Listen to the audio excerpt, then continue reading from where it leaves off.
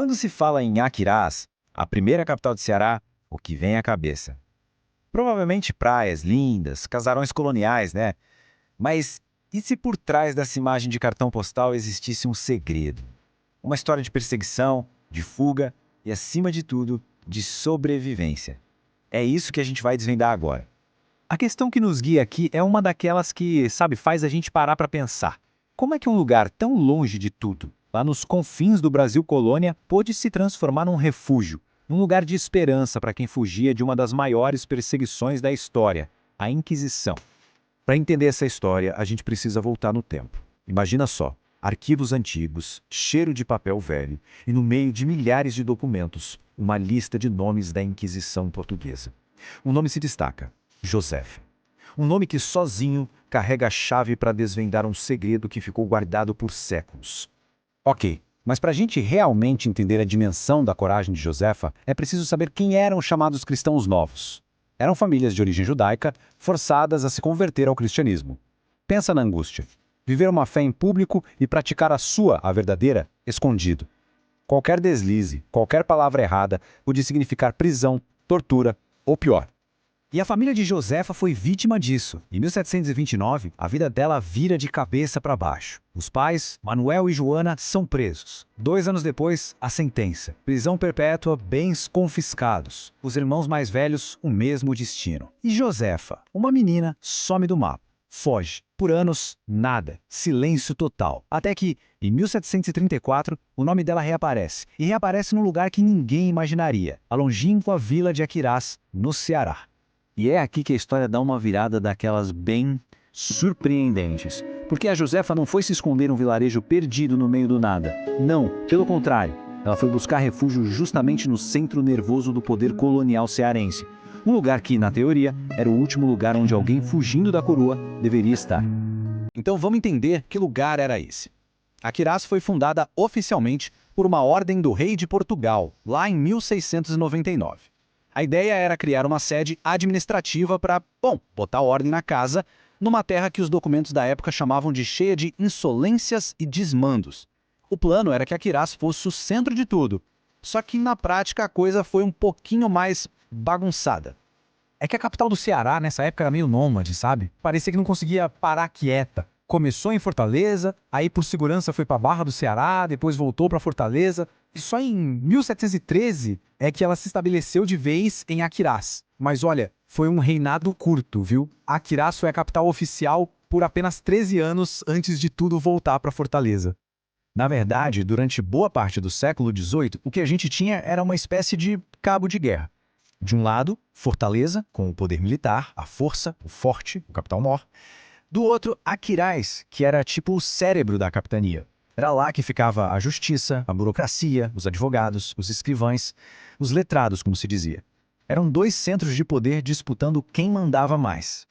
E essa Aquirás era um verdadeiro caldeirão de culturas.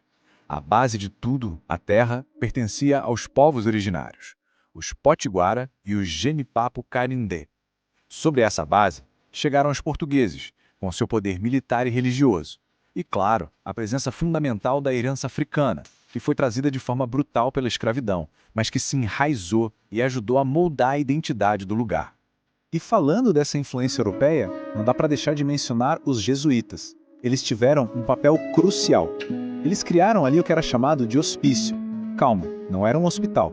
Naquela época, o hospício era mais como uma hospedaria, um alojamento, mas olha, aquele lugar foi muito mais que isso. Ele se tornou o primeiro centro de ensino do Estado, o primeiro seminário, basicamente transformou Aquirás num polo de conhecimento. A presença dos jesuítas foi tão, mas tão marcante, que quando eles foram expulsos, nasceu uma lenda que o pessoal conta até hoje. Dizem que eles lançaram uma espécie de profecia ou maldição de que um dia o mar ia subir e cobrir as torres da igreja matriz. Verdade ou não, só essa história já mostra o tamanho da importância que eles tinham na cidade. Mas legal, essa história toda não ficou só nos documentos. Ela está de pé, nas ruas da cidade. Um exemplo perfeito disso é o prédio da antiga Casa de Câmara e Cadeia. É um retrato do poder da época. Em cima, na Câmara, as leis eram feitas. E embaixo, na cadeia, ficavam aqueles que não as seguiam. O poder e a punição, tudo no mesmo lugar. E o mais incrível é o que esse prédio se tornou hoje. Ele virou o Museu Sacro São José de Ribamar. É a metáfora perfeita da capacidade de Aquiraz de se reinventar, não é? O lugar que antes representava o castigo, hoje guarda a arte e a fé. O poder deu lugar à cultura, à memória. Tem um outro lugar que tem um detalhe sensacional: a casa do Capitão Moore.